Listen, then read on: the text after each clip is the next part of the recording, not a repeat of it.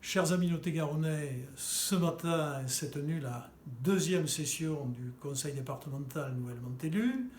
Nous nous étions engagés à prendre rapidement des mesures conformes aux engagements que nous avons pris à l'égard des lot-et-garonnais à l'occasion de la campagne électorale. Donc moins d'un mois après l'élection, nous y sommes et il y avait quelques mesures importantes qui ont été prises ce matin.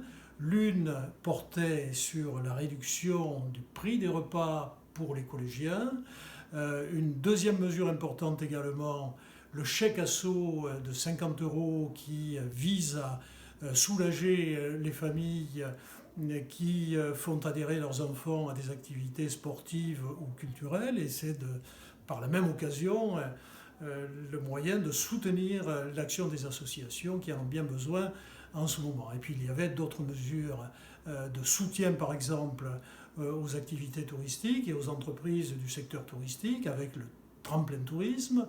Nous avons par ailleurs parlé de l'évolution des statuts de la SEM 47 pour permettre un meilleur développement de l'activité dans notre département. Et puis, à l'occasion de deux votes de motions, l'une portant sur l'urgence climatique, l'autre portant sur le service mobile d'urgence et de réanimation, nous étions là dans l'actualité. Voilà, donc ces mesures et ces dispositions ont été prises. Moi, je regrette simplement que nos collègues de l'opposition 100% Lot-et-Garonne se soient abstenus sur les deux mesures de soutien au pouvoir d'achat des Lot-et-Garonnais.